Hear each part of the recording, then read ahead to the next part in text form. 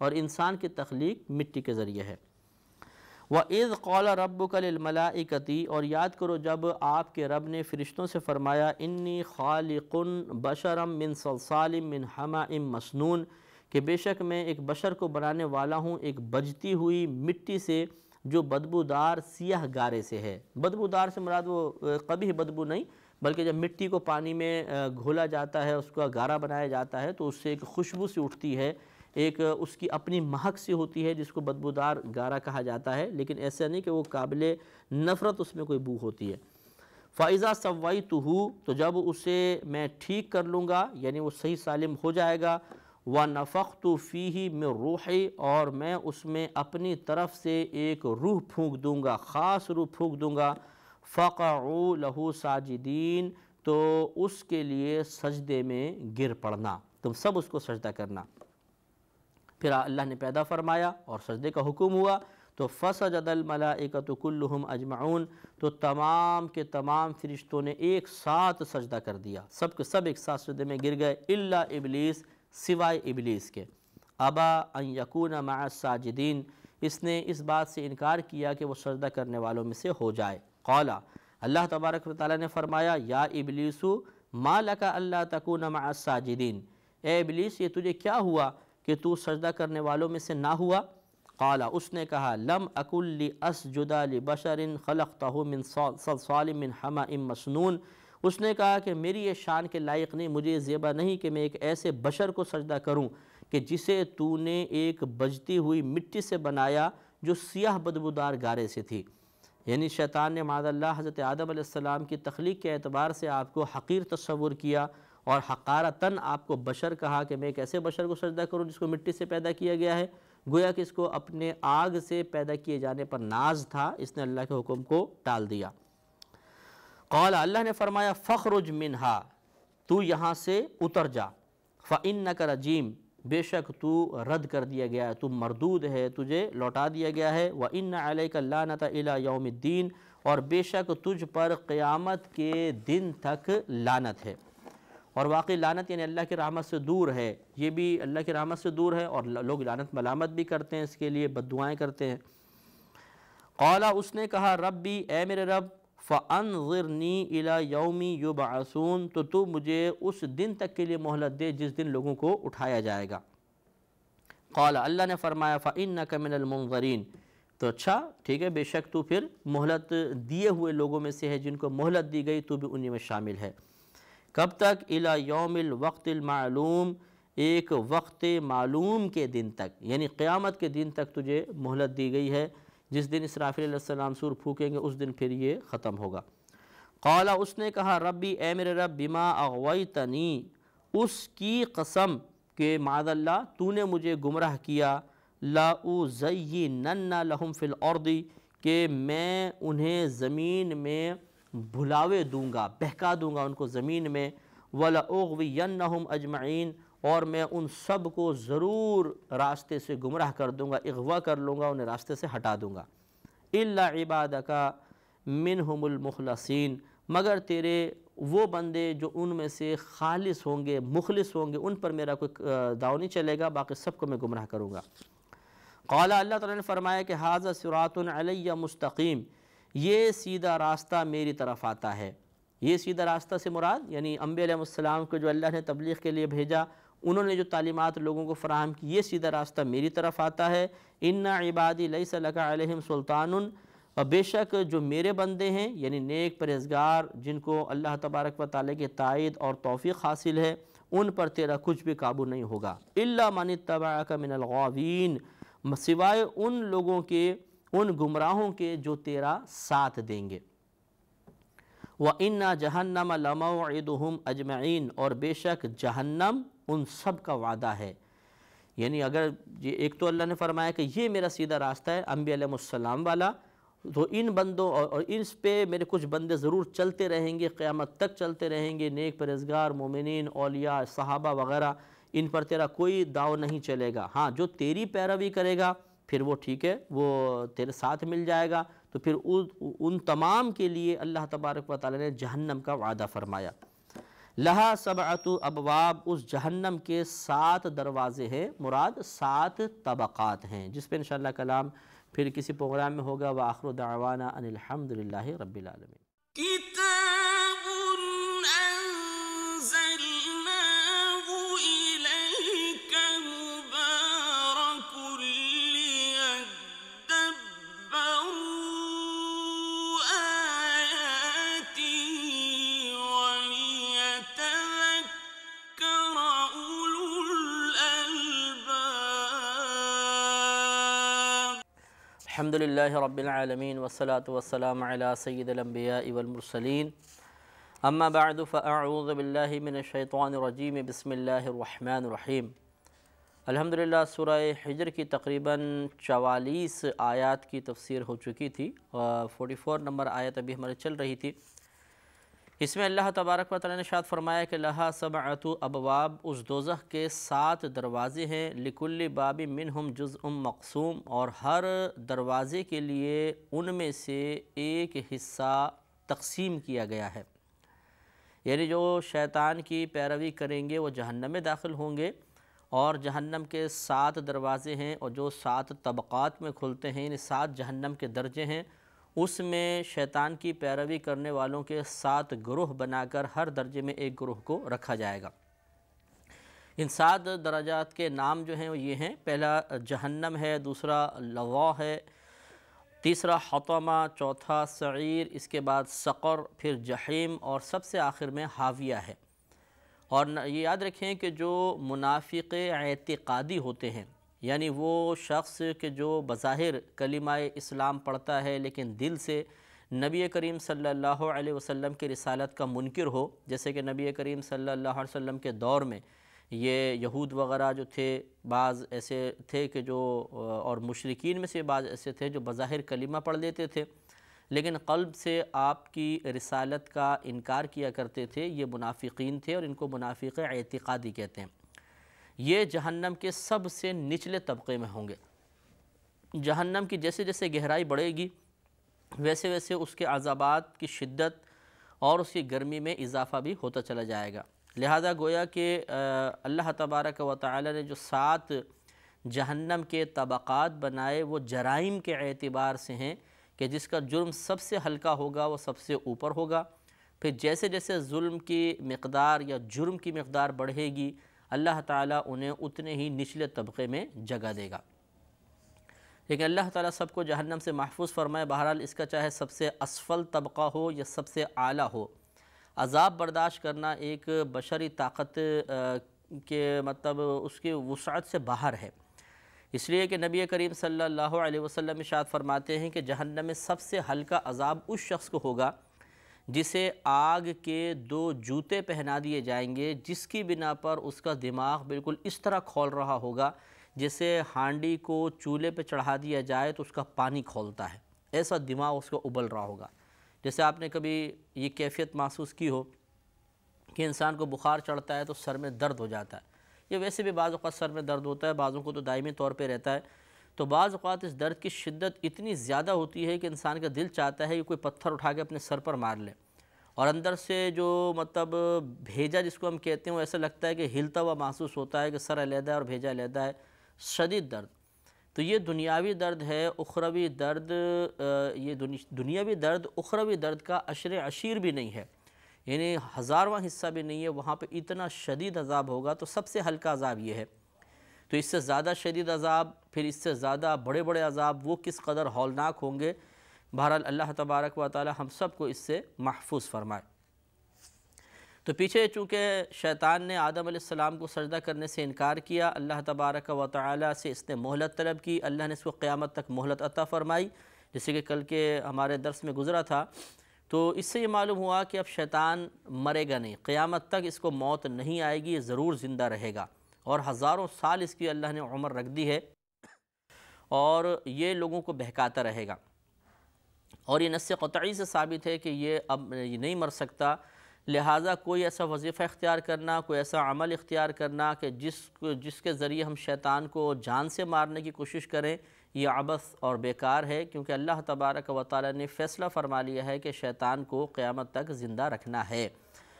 اور اب جو اس کی اطاعت کرتا رہے گا اللہ تعالیٰ اس سے ناراض ہوگا، ان سب کو جہنم میں ڈالے گا، اور جو اطاعت کرے گا اس کا جتنا اطاعت کا درجہ اعلیٰ ہوگا، جتنا اسفل ہوگا، اسی اعتبار سے وہ طبقات جہنم کا شکار ہوگا۔ اب جیسے کہ ہم نے آپ کو بتایا کہ اکثر اسلوب قرآن ہے کہ اللہ تبارک و تعالی جب مومنین کا تذکرہ فرماتا ہے تو تقابل میں منافقین یا کفار کا ذکر ہوتا ہے تو مومنین کا، جہنم کا تذکرہ ہے تو جنت کا تذکرہ ہے تو جہنم کا، دنیا کا تو آخرت کا ہے تو اس کے مقابلے میں دنیا کی حقارت کو ذکر کیا جاتا ہے۔ اسی طرح یہاں پہ چونکہ ابھی جہنم کا تذکرہ ہوا، آگے اللہ تبارک و تعالیٰ نے پھر جنت کے احوال بیان فرمانا شروع فرمائے۔ اور یہ بھی پہلے میں آپ کو عرض کر چکا ہوں کہ اس میں حکمت یہ پوشیدہ ہے کہ انسان کا نفس ایک بچے کی مانند ہوتا ہے، یعنی طبیعت کے اعتبار سے ایک بچے کی مانند ہے۔ اگر اب آپ بچے کو کسی کام کی طرف مائل کرنا چاہیں اور وہ اطاعت نہیں کر رہا ہو تو آپ دو طریقوں میں سے کوئی ایک طریقہ اختیار کرتے ہیں، یا تو اسے ڈانٹتے ہیں، مارتے ہیں، جھڑکتے ہیں تو خوف کی وجہ سے وہ مائل ہو جاتا ہے، اور یا آپ اسے انعام کا لالچ دیتے ہیں، بھئی تمہیں گاڑی دلا دیں گے یہ کام کر لو، تمہیں مٹھائی دلائیں گے یہ کام کر لو، چاکلیٹ دلائیں گے یہ کام کر لو، تو بچہ پھر وہ کام کر لیتا ہے۔ اسی طرح نفس کی حالت ہے کہ نفس جو ہے جب اس کو خوف کی بات بتائی جائے، عذابات کے واقعات سنائے جائیں، تبھی ڈر کر اطاعت کی طرف مائل ہو جاتا ہے، اور انسان کی عبادات کی راہ میں اور گناہوں سے بچنے کی راہ میں رکاوٹ نہیں بنتا۔ اور اسی طرح اگر اس کو انعامات کا لالچ دیا جائے، انعام سنائے جائیں تو اس میں ترغیب پیدا ہوتی ہے اور یہ اس اثر کو قبول کرتا ہے اور فوراً اطاعت کی طرف مائل ہو جاتا ہے۔ لہٰذا آگے اللہ تعالیٰ نے پیشے عذاب کا ذکر فرمایا تو آگے پھر انعام کا تذکرہ فرمایا کہ ان المتقین فی جنات و عیون، بے شک متقین اللہ تعالیٰ سے ڈرنے والے باغات اور چشموں میں ہوں گے۔ چشموں میں سے مراد یہ نہیں کہ چشموں میں اتر جائیں گے، یعنی ان کے لیے باغات ہوں گے اور اللہ تعالیٰ ان باغات میں چشمے عطا فرمائے گا۔ انتہائی میٹھا پانی ہوگا، نفیس پانی ہوگا، اور ایسا پانی کہ جس کو پئیں تو وہ توانائی سے بھرپور ہوگا، ذائقہ اس کا انتہائی خوشگوار ہوگا، اور جتنا مرضی پی جائیں پیٹ کے اوپر کوئی بوجھ، کوئی گرانی نہیں ہوگی۔ ان سے کہا جائے گا ادخلوہا بسلام آمنین، تم ان باغات میں سلامتی کے ساتھ داخل ہو جاؤ اس حال میں کہ تم امن والے ہو، یعنی بالکل امن والی حالت میں تم سلامتی کے ساتھ ان باغات میں داخل ہو جاؤ۔ امن کا مطلب کہ بالکل کسی قسم کی تکلیف، پریشانی، اذیت وغیرہ نہیں ہوگی۔ لہٰذا جیسے آپ کو یہ حدیث ہم نے پہلے بھی عرض کی تھی، مسلم شریف کی حدیث ہے، نبی کریم صلی اللہ علیہ وسلم کا فرمان مبارک ہے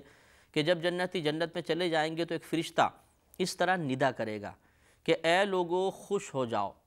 اب تم ہمیشہ جنت میں رہو گے، کبھی اس سے نہیں نکالے جاؤ گے، تم ہمیشہ خوش رہو گے، تمہیں کوئی غم نہیں پہنچے گا، تم ہمیشہ جوان رہو گے، کبھی تم پر بڑھاپا نہیں آئے گا، اور تم ہمیشہ تندرست رہو گے، تم کبھی بیمار نہیں پڑو گے۔ تو آپ اندازہ کریں کہ یہ ہر چیز سے امن دے دی اللہ نے، ہمیں بیماری سے امن عطا فرمائے گا، ہر قسم کے خوف سے امن عطا فرمائے گا، ہر قسم کی ٹینشن سے امن عطا فرمائے گا۔ لہٰذا یہ دنیا ہی ٹینشن کا گھر ہے، یہیں پہ پریشانیاں ہیں۔ اگر اللہ تعالیٰ کی عطا سے، اس کے کرم سے، فضل سے، رحمت سے ہم داخل جنت ہو گئے تو انشاءاللہ پھر کوئی عذاب نہیں ہوگا۔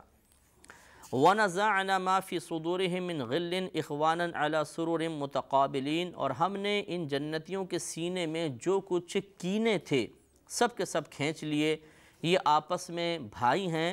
اور تختوں پر، سررن تختوں پر روبرو بیٹھے ہوئے ہیں، ایک دوسرے کے مقابل بیٹھے ہوئے ہیں۔ تو اس میں یہ خبر دے دی کہ اگر دنیا میں کوئی ایسے لوگ ہوں گے کہ بالفاظ کسی بھی وجہ سے دلوں میں کینہ پیدا ہو گیا، ایک دوسرے سے لڑائی جھگڑا ہو گیا، کوئی نفرت بیٹھ گئی، کوئی حسد تھا، کچھ بھی مسئلہ تھا، لیکن جب یہ جنت میں داخل ہوں گے تو اللہ تبارک و تعالی ان کے قلوب کو بالکل صاف فرما دے گا، کوئی رنجش نہیں، کوئی شکوہ نہیں، کوئی شکایت نہیں، کوئی کسی دوسرے سے متعلق کینہ، بغض وغیرہ نہیں ہوگا، بالکل صاف پاکیزہ قلوب ہوں گے۔ اس سے اس بات کا بھی جواب ہو گیا، جیسے بعض بہنیں ہوتی ہیں، شوہر ظالم ہے تو وہ سوال کرتی ہیں کہ کیا ہم جنت میں بھی اسی شخص کے ساتھ ہوں گے؟ اگر اس کے ساتھ ہوں گے تو وہاں پہ بھی زندگی عذاب بنائے گا، یعنی دنیا کی زندگی کو اخروی زندگی کو دنیاوی زندگی پہ قیاس کرتے ہیں کہ جیسے یہاں پر میں اس سے نفرت رکھتی ہوں اس کے ظلم کی وجہ سے، تو وہاں اس کے ساتھ گزارا کیسے ہوگا؟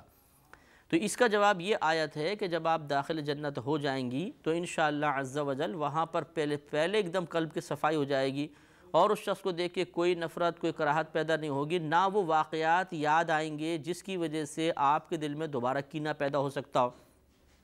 کیونکہ جنت ہر قسم کی گندگی سے پاک و صاف ہے۔ ہر اس تصور سے اللہ تعالیٰ نے جنتی کو محفوظ کر دیا ہے جو اس کے لیے قلبی اذیت کا، ٹینشن کا، دکھ کا، تکلیف کا، رنج کا، اذیت کا سبب بنے۔ بالکل صاف، جیسی جنت میں جائے گا پچھلے تمام فکریں بھول جائیں گی۔ نبی کریم صلی اللہ علیہ وسلم ارشاد فرماتے ہیں کہ جب جہنمی کو جہنم میں ڈالا جائے گا تو فرشتہ ایک جہنم کی نہر میں اس کو غوطہ دے گا، اور غوطہ دینے کے بعد اس سے کہے گا بتا دنیا میں تو نے کوئی نعمت دیکھی تھی؟ تو وہ کہے گا خدا کی قسم میں نے کوئی نعمت نہیں دیکھی۔ یعنی جہنمی نہر کا ایک غوطہ اسے دنیاوی تمام آسائشیں اور نعمتیں بھلا دے گا۔ پھر ایک جنتی کو، اور دوسری طرف جنتی کو ایک جنت کی نہر میں غوطہ دیا جائے گا، جس نے ایسے شخص کو سرکار فرماتے ہیں جس نے دنیا میں بڑی اذیتیں اور تکلیفیں برداشت کی تھیں، اور پھر اس سے پوچھا جائے گا کہ بتاؤ تم نے دنیا میں کوئی تکلیف دیکھی تھی؟ وہ جواب دے گا خدا کی قسم میں نے کوئی تکلیف دیکھی ہی نہیں۔ تو معلوم یہ ہوا کہ دنیاوی زندگی مختصر سی ہے، اور اس میں جو اذیتیں تکلیفیں آتی ہیں وہ وقتی ہوتی ہیں۔ ان کی اذیت، ان کی تکلیف، ان کا رنج آخرت میں بالکل محسوس نہیں ہوگا، لہذا ان پہ شکوہ شکایت کرنا اور ان کو بنیاد بنا کر اللہ تبارک و تعالیٰ سے ناراض ہونا، اس پر زبان اعتراض دراز کرنا، یہ قطعاً غیر مناسب ہے۔ صبر و تحمل کے گھونٹ پیتے رہیں گے تو انشاءاللہ آخرت میں سب اذیتیں بھول جائیں گی، انعام بہت بڑا ہے۔ اور اپنی زبان کو چلاتے رہیں گے، اللہ تعالیٰ کی راہ میں، اللہ کی بارگاہ میں شکوہ شکایت کرتے رہیں گے، اس سے کبھی بھی مصیبت ٹلی نہیں ہے۔ ہاں، ثواب میں کمی ہو گئی، انسان اللہ کی بارگاہ سے اور زیادہ دور ہو جاتا ہے، اور اللہ تعالیٰ کا غضب اس کے اوپر کبھی کبھی نازل ہو جاتا ہے۔ لا یمسہ فیہا نصب، انہیں ان باغات میں کوئی تکلیف نہیں پہنچے گی، وما ہم منہا بمخرجین، اور نہ وہ اس سے نکالے جائیں گے۔ یہ وہی حدیث کا مفہوم دیکھیں، واضح طور پہ نص قرآنی سے ثابت ہوا، یا نص قرآنی کا مضمون نبی کریم صلی اللہ علیہ وسلم نے بیان فرمایا کہ اللہ تعالیٰ نے بیان فرما دیا کہ انہیں نہ تو کوئی تکلیف پہنچے گی اور نہ وہ وہاں سے کبھی نکالے جائیں گے۔ تو معلوم یہ ہوا کوئی تکلیف نہیں پہنچے گی، تو ہر وہ چیز جو تکلیف، رنج، کوفت کا سبب بنے وہاں پر نہیں ہوگی۔ لہٰذا معلوم ہوا کہ چاہے وہاں پہ آپ ہر وقت جاگتے رہیں کوئی تکلیف نہیں ہوگی، کچھ بھی نہ کھائیں پئیں کوئی تکلیف نہیں ہوگی، خوب کھائیں، دبا کے زبردست قسم کا کھائیں اور بہت زیادہ کھا لیں، کوئی گرانی نہیں ہوگی، کوئی بدہضمی نہیں ہوگی، کوئی اذیت محسوس نہیں ہوگی، وہاں پر بالکل آسانی ہے، اور نعمتوں کی اس انداز سے فراوانی ہے کہ اس فراوانی کا حصول ہمارے لیے کسی بھی لحاظ سے باعث تکلیف نہیں ہوگا۔ آگے اللہ تعالیٰ نے اپنے حبیب کریم صلی اللہ علیہ وسلم کو حکم دیتے ہوئے ارشاد فرمایا کہ نبی عبادی، آپ میرے بندوں کو خبر دیجئے، انی انا الغفور الرحیم، کہ بے شک میں ہی بخشنے والا مہربان ہوں۔ اگر لغت جاننے والے اس کو سن رہے ہوں گے تو یقیناً وہ آسانی سے معلوم کر لیں گے، محسوس کر لیں گے کہ یہاں پہ اللہ نے ایک تو انا سے لفظ شروع فرمایا، انا،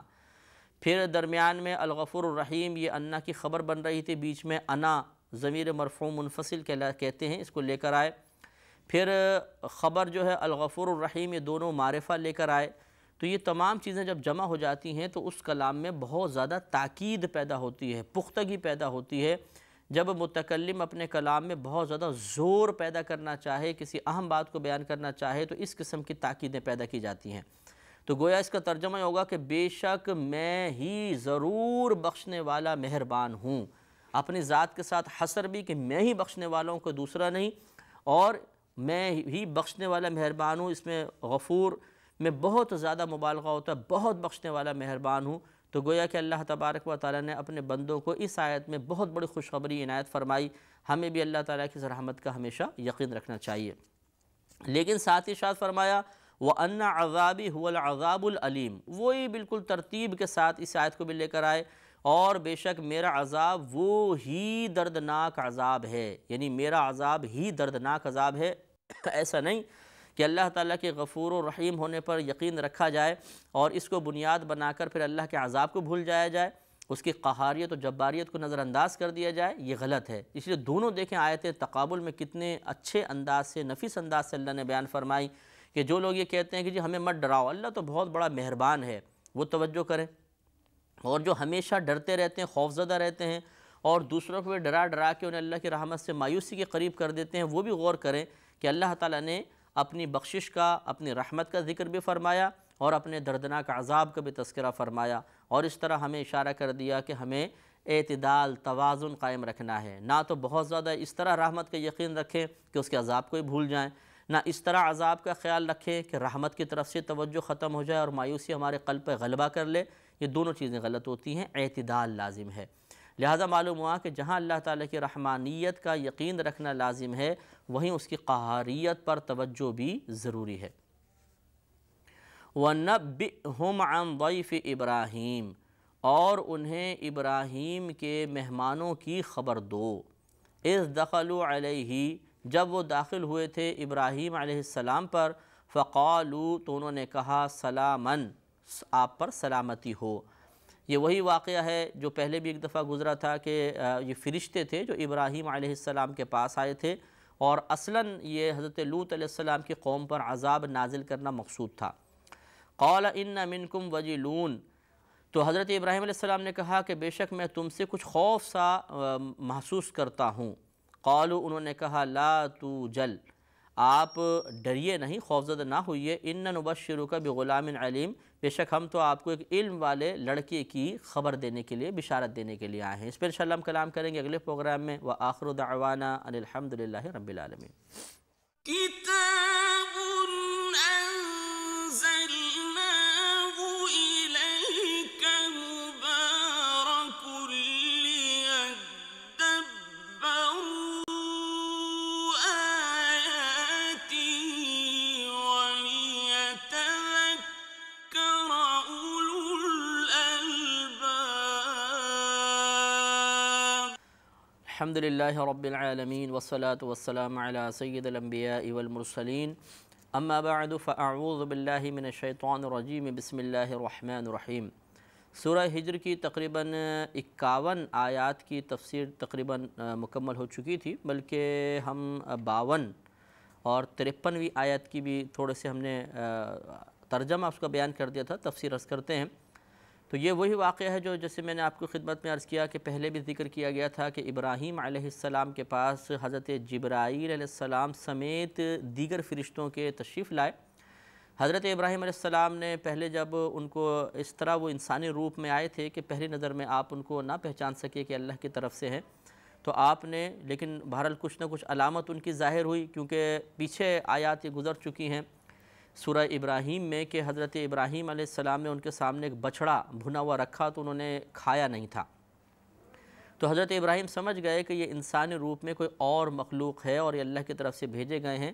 اور پھر آپ کے دل میں خوف سا پیدا ہوا کہ جب یہ فرشتے اچانک آئے ہیں تو ضرور کوئی کسی قوم پر عذاب وغیرہ نازل کرنے کے لیے آئے ہیں۔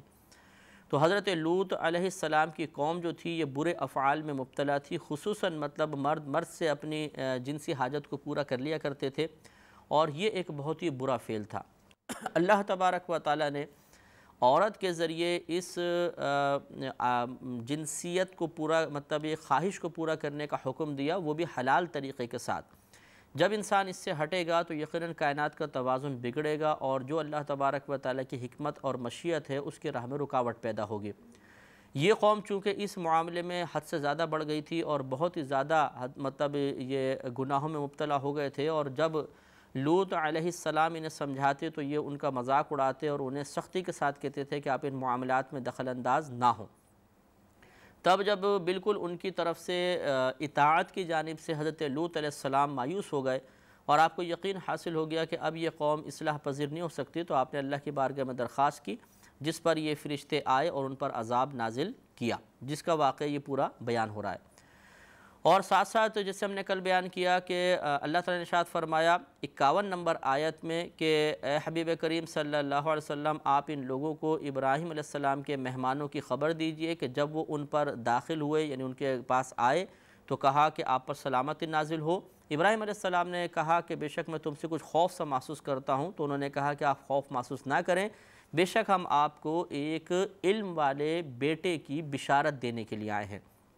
پہلے انہوں نے یہ واقعہ بیان کیا تاکہ ابراہیم علیہ السلام کا جو خوف سا ہے، دل میں ایک خدشات پیدا ہوئے ہیں، وہ پہلے تھوڑا سا آپ نارمل حالت میں آ جائیں، پھر بتائیں کہ ہم کس خاص مقصد کے لیے مزید آئے ہیں۔ اور یہ حضرت اسحاق علیہ السلام کی بشارت تھی۔ حضرت ابراہیم علیہ السلام عمر کے آخری حصے میں تھے اور اس وقت تک اسحاق علیہ السلام کی پیدائش نہیں ہوئی تھی، لہذا جب فرشتوں نے آپ کو یہ بتایا کہ اللہ تعالیٰ نے آپ کو ایک علم والے بیٹے کی بشارت دے کر ہمیں بھیجا ہے، تو ابراہیم علیہ السلام کو تھوڑی سی حیرت ہوئی کہ میں اس بڑھاپے کے عالم میں مجھ سے کیسے بچہ پیدا ہوگا، میں تو بہت بوڑھا ہو چکا ہوں۔ اور جیسے کہ پیچھے یہ گزر چکی ہے آیت کہ آپ نے شاید فرمایا تھا کہ میری زوجہ تو بانجھ ہے، اس کے بچہ کیسے پیدا ہوگا۔ تو یہ جب اللہ تعالیٰ کوئی حکم فرمانا چاہے، کوئی فیصلہ فرما لے تو پھر وہ وقوع پذیر ہو جاتا ہے، اس راہ میں کوئی چیز رکاوٹ نہیں بن سکتی ہے۔ لہٰذا اب آگے دیکھیے 54 نمبر آیت میں قال، ابراہیم علیہ السلام نے کہا ابشرتمونی علی ان مسنی الکبر، کیا تم مجھے مجھے بشارت دیتے ہو، یعنی اس حالت میں مجھے بشارت دیتے ہو کہ میں بڑھاپے کی حالت تک پہنچ چکا ہوں۔ فبما تبشرون، تو اب کس چیز کے ساتھ تم مجھے بشارت دیتے ہو، یعنی کس طریقے سے میرے ہاں بیٹا پیدا ہوگا، مجھے کس چیز کے ساتھ تم یہ بشارت اور خوشخبری دے رہے ہو۔ قالوا، انہوں نے کہا بشرناک بالحق، ہم آپ کو حق کے ساتھ بشارت دیتے ہیں، سچی بشارت دیتے ہیں، کیونکہ اللہ کی طرف سے ہے۔ فلا تکن من القانطین، تو آپ مایوس ہو جانے والوں میں سے نہ ہو جائیں، کیونکہ بظاہر علامات ایسی لگتی تھی کہ ماحول ایسا تھا، یا ابراہیم علیہ السلام نے جو یہ بات ارشاد فرمائی وہ بظاہر ایسی لگتی تھی جیسے کچھ مایوسی کی طرف مائل ہیں کہ بڑھاپے میں ایسا کیسے ہو سکتا ہے۔ تو فرشتوں نے بحکم الہی یہ جملہ کہا، اور اصل میں ایسا نہیں تھا کہ معاذ اللہ فرشتوں نے آپ کو واقعی مایوس سمجھا تھا اور اس وجہ سے بات کی، بلکہ فرشتے تو وہی کام کرتے ہیں جس کا حکم اللہ تعالیٰ ارشاد فرماتا ہے، لہذا انہوں نے جملہ کہا۔ اور مقصود اللہ تعالیٰ کی حکمت یہ ہے کہ اللہ تبارک و تعالیٰ یہ بات ہم لوگوں تک یہ بات پہنچانا چاہتا ہے کہ اللہ کے نیک بندے، خصوصاً مقرب اور خصوصاً ان میں انبیاء علیہ السلام کبھی اللہ کی رحمت سے مایوس نہیں ہوتے، وہ جانتے ہیں کہ اللہ تعالیٰ ہر چاہت پر قادر ہے۔ یہی وجہ ہے کہ اس کو ظاہر کرنے کے لیے کہ مقرب بندے کبھی مایوس نہیں ہوتے، یہ اگلی پھر آیت کا حصہ ہے جو ابراہیم علیہ السلام نے جواب ارشاد فرمایا۔ قال، ابراہیم علیہ السلام نے فرمایا کہ وَمَن يَقْنُطُ مِن رَحْمَةِ رَبِّهِ إِلَّا الضَّالُّونَ، وَمَن يَقْنَطُ مِن رَحْمَةِ رَبِّهِ إِلَّا الضَّالُّونَ، کہ میرے رب کی رحمت سے تو فقط گمراہ ہی مایوس ہوتے ہیں۔ یعنی میں کیوں مایوس ہوں گا، میں تو اپنے رب کی رحمت کا مکمل یقین رکھتا ہوں، میں مایوسی کے طور پہ نہیں کہہ رہا ہوں، لیکن ایک تعجب ہے، ایک حیرت ہے، جو میں چاہتا ہوں کہ مجھے اس حیرت کے جواب میں جب تم کوئی بات بولو گے تو ایسا کامل یقین حاصل ہو جائے گا کہ دل میں مزید اطمینان پیدا ہو جائے۔ قال، آپ نے فرمایا فما خطبکم ایھا المرسلون، جب یہ بات مکمل ہو گئی تو پھر آپ نے اب ان کے مزید مقصد کو دریافت فرمایا کہ فما خطبکم، تمہارا کیا کام ہے، کیا معاملہ ہے، ایھا المرسلون، اے فرشتوں، یعنی جن کو بھیجا گیا ہے، مرسلون جن کو بھیجا جائے، تو جن کو بھیجا گیا تم لوگ مجھے بتاؤ کہ اب تمہارا معاملہ کیا ہے، کس لیے تم یہاں پر آئے ہو۔ قالوا، انہوں نے کہا انا ارسلنا الی قوم مجرمین، بے شک ہمیں ایک مجرم قوم کی طرف بھیجا گیا ہے، الا آل لوط، مگر لوط علیہ السلام کے گھر والے، کیونکہ آپ کے گھر والوں میں سے ہر ایک کفار کے ساتھ نہیں تھا، زوجہ آپ کی تھی جیسے آگے تذکرہ آئے گا، باقی آپ کے گھر والے نیک پرہیزگار تھے، اور آل سے مراد یہاں پر وہ لوگ ہیں جو آپ پر ایمان لائے اور آپ کی اطاعت بھی کی تھی۔ یہ سب کے بارے میں فرمایا فرشتوں نے کہ ان کو کوئی خوف نہیں ہوگا، کوئی عذاب نہیں ہے، باقی پوری قوم مجرم کی طرف ہمیں بھیجا گیا ہے۔ اِنَّا لَمُنَجُّوهُمْ اجمعین، بے شک ہم ان سب کو بچا لیں گے، یہ تو جو آل لوط ہیں یہ تو بچ جائیں گے اور باقی سب پر عذاب ہوگا۔ إِلَّا امْرَأَتَهُ، مگر ان کی زوجہ، انہیں ہم نہیں چھوڑیں گے۔ قدرنا، اب یہ اللہ کی طرف سے ہے یہ کلام جو اگلا ہے کہ قدرنا انہا لمن الغابرین، ہم مقرر کر چکے ہیں کہ وہ پیچھے رہ جانے والوں میں سے ہوگی، ہم مقرر کر چکے ہیں۔ کیا مطلب، یعنی ہمارے علم میں یہ بات ہے کہ ان کی زوجہ جو ہے وہ کفار کے ساتھ مل جائے گی، اپنی قوم کے ساتھ ملے گی اور ان کے ساتھ جانے سے انکار کر دے گی، تو اس پر بھی عذاب نازل ہوگا۔ وہ اپنے کفر کی وجہ سے پیچھے رہ گئی تھی، ایسا نہیں ہے کہ معاذ اللہ اللہ تعالیٰ نے اس کے بارے میں یہ فیصلہ کر دیا تھا، وہ تو اطاعت کرنا چاہ رہی تھی لیکن اللہ نے فیصلہ کر دیا کہ یہ کافروں کے ساتھ ہوگی. ایسا نہیں ہوتا. ہدایت اور گمراہی کے اختیار کرنے میں اللہ تبارک و تعالیٰ کسی کو مجبور نہیں کرتا بلکہ کلی طور پہ اختیار دے دیتا ہے. ہدایت کے اسباب پیدا کرتا ہے, گمراہی کے اسباب پیدا کرتا ہے, اور بندے کو عقل اور قوت فیصلہ سے نواز دیتا ہے, اور پھر کہ فرماتا ہے کہ مطلب گویا کہ اجازت دے دیتا ہے کہ کسی چیز کو اختیار کرو. اچھی چیز کو اختیار کریں گے, ہدایت کو اختیار کریں گے, نجات ہے. گمراہی کو اختیار کریں گے تو گرفت ہے. تو یہ اللہ نے بیان فرمایا کہ لیکن ہم نے مقرر کر دیا تھا, یعنی ہم نے اپنے علم سے دیکھا, جو اللہ کی علم وسعت ہے اس کے ذریعے معلوم ہوا, علم الہی میں یہ بات تھی کہ ان کی زوجہ پر عذاب نازل ہوگا, وہ کفار کے ساتھ ہوگی, لہٰذا اللہ تعالیٰ نے یہی بات لوح محفوظ میں درج فرمائی. فلما جاء آل لوط المرسلون, تو جب لوط کے گھر والے لوط کے گھر فرشتے آئے, قالا, تو آپ نے فرمایا, انکم قوم منکرون, کہ تم تو کچھ ایسے لوگ ہو جو اجنبی قسم کے ہو. یعنی لوط علیہ السلام نے ان کو دیکھا کہ کوئی ان پہ مسافرت کے آثار بھی نہیں تھے کہ گرد وغیرہ ہو, تھکن کے آثار ہوں, نہ ان کے ہم قوم تھے. تو آپ نے کہا کہ پھر تم تو مجھے کوئی اجنبی سے لوگ لگتے ہو. قالوا, انہوں نے کہا, بل جئناک بما كانوا فیہ یمترون, کہا کہ بلکہ ہم تو آپ کے پاس وہ لائے ہیں جس میں یہ آپ کی قوم والے شک کرتے تھے. ہم آپ کے پاس وہ لائیں, یعنی ایک ایسا عذاب لے کر آئے ہیں جس عذاب کے بارے میں آپ کی قوم شک میں گرفتار تھی, اور یہ کہا کرتی تھی کہ ہم پہ کہاں عذاب نازل ہوگا, اور کوئی عذاب ہے تو لے کر آئیں. وَأَتَيْنَاكَ بِالْحَقِّ وَإِنَّا لَصَادِقُونَ, اور ہم آپ کے پاس ایک سچا حکم لے کر آئے ہیں اور بے شک ہم سچے ہیں, یہ سچوں میں سے ہیں. تو گویا کہ اب عذاب کا فیصلہ ہو چکا تھا. لوط علیہ السلام کی دعا قبول ہو گئی تھی اور اللہ تعالیٰ نے فرشتوں کو وہاں پر بھیج دیا تھا. اب فرشتوں نے عرض کی, فَأَسْرِ بِأَهْلِكَ بِقِطْعٍ مِّنَ اللَّيْلِ, تو آپ اپنے گھر والوں کو رات کے کچھ جب حصہ رہ جائے تو آپ انہیں رات میں لے کر باہر چلے جائیے, نکل جائیے. وَاتَّبِعْ أَدْبَارَهُمْ, اور آپ اپنے گھر والوں کے پیچھے پیچھے چلیے گا. وَلَا يَلْتَفِتْ مِنْكُمْ أَحَدٌ, اور آپ لوگوں میں سے کوئی بھی پیچھے پلٹ کر نہ دیکھے. حضرت لوط علیہ السلام کو سب سے پیچھے چلنے کے لیے اسی لیے کہا گیا کہ آپ جب پیچھے پیچھے چلیں گے اور آپ نے گھر والوں کو پہلے سمجھا دیا ہوگا کہ تم لوگ پیچھے پلٹ کے نہیں دیکھنا, تو آپ کے خیال کی وجہ سے پھر کوئی بھی پیچھے پلٹ کے نہیں دیکھے گا. ورنہ ہو سکتا ہے کہ قوم کی ہمدردی میں کوئی پیچھے دیکھتا, قوم کے لیے رحم پیدا ہوتا, اور وہ بھی گرفت عذاب الہی ہو جاتا. لہٰذا لوط علیہ السلام نے اپنے گھر والوں کو آگے کیا, جو نیک لوگ تھے, جو آپ کے ساتھ تھے, آپ کی اطاعت کی, ان کو آگے کیا اور آپ پیچھے پیچھے چلے. وَلَا يَلْتَفِتْ مِنْكُمْ أَحَدٌ, اور تم میں سے کوئی پیچھے پلٹ کر نہ دیکھے. وَامْضُوا حَيْثُ تُؤْمَرُونَ, اور جہاں آپ لوگوں کو جانے کا حکم دیا گیا ہے آپ وہاں پر چلے جائیے. یہ ملک شام جانے کا حکم ہوا تھا, لہٰذا حضرت لوط علیہ السلام کو اس کا حکم دے دیا گیا اور تنبیہ کر دی گئی آپ لوگ پیچھے پلٹ کر نہیں دیکھیے گا. وَقَضَيْنَا إِلَيْهِ ذَلِكَ الْأَمْرَ, اور ہم نے اسے اس کا فیصلہ سنا دیا. أَنَّ دَابِرَ هَؤُلَاءِ مَقْطُوعٌ مُصْبِحِينَ, یعنی فیصلہ یہ سنایا کہ بے شک صبح ہوتے ہی ان کافروں کی جڑ کاٹ دی جائے گی, یعنی جڑ سے اکھیڑ کر پھینک دیا جائے گا.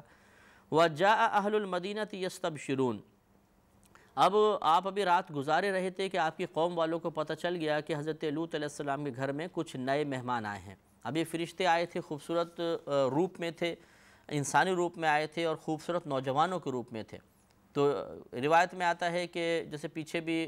بات گزر چکی تھی کہ آپ کی زوجہ نے اپنی قوم کو جا کے خبر دی. زوجہ کو پتہ نہیں تھا کہ فرشتے ہیں اور عذاب کی بشارت کے ساتھ آئے ہیں, لہٰذا اس نے جا کے قوم کو بتایا کہ تم یہاں پر ہو اور لوط کے پاس جو ہیں وہ کچھ اس کے خوبصورت مہمان آئے ہوئے ہیں. گویا کہ معاذ اللہ چونکہ عورت کافرہ تھی تو ان کو برائی کی طرف ابھارا کہ ان سے جا کر تم برائی کرو. تو وَجَاءَ أَهْلُ الْمَدِينَةِ يَسْتَبْشِرُونَ, تو آئے شہر والے خوشیاں مناتے ہوئے, خوش بھاگے بھاگے حضرت لوط علیہ السلام کے پاس آئے. قال, حضرت لوط علیہ السلام نے فرمایا, إِنَّ هَؤُلَاءِ ضَيْفِي, بے شک یہ جو ہیں یہ میرے مہمان ہیں. فَلَا تَفْضَحُونَ, تو مجھے رسوا نہ کرو, تم ان کے سامنے مجھے رسوا نہ کرو. کیونکہ مہمان جب آتا ہے تو میزبان کی خواہش ہوتی ہے کہ کسی بھی لحاظ سے مہمان اس سے بدگمان بدظن ہو کر نہ جائے. تو وہ اس کی خواہش ہوتی ہے کہ اگر کسی علاقے میں رہتا ہے تو علاقے والے اسے نقصان نہ پہنچائیں, گھر والے کو بدتمیزی نہ کریں. خود اپنی ذات کے بارے میں تصور رکھتا ہے کہ کوشش یہی کرتا ہے کہ کسی بھی لحاظ سے ان کو اذیت تکلیف نہ ہو ورنہ بدگمان ہوں گے. اور اگر ایسا ہو جائے تو ذرا شرمندگی اور رسوائی سی محسوس ہوتی ہے۔ تو لوط علیہ السلام نے اپنے گھر والوں اور ان سے اپنے شہر والوں سے کہا کہ تم مجھے ان کے سامنے رسوا نہ کرو، اگر تم کوئی غلط حرکت کرو گے تو یہ کیا تاثر لے کر جائیں گے میرے بارے میں، میرے علاقے کے، قوم کے بارے میں۔ وَاتَّقُوا اللَّهَ، اور تم اللہ تعالیٰ سے ڈرو، وَلَا تُخْزُونِي، اور تم مجھے رسوا نہ کرو۔ قالوا، انہوں نے کہا کہ اولم ننہک عن العالمین، کیا ہم نے آپ کو منع نہ کیا تھا کہ آپ دوسروں کے معاملے میں مداخلت نہ کریں، یعنی آپ اپنا کام کرتے رہیے، ہمیں اب آپ ٹوکا ٹوکا نہ کریں۔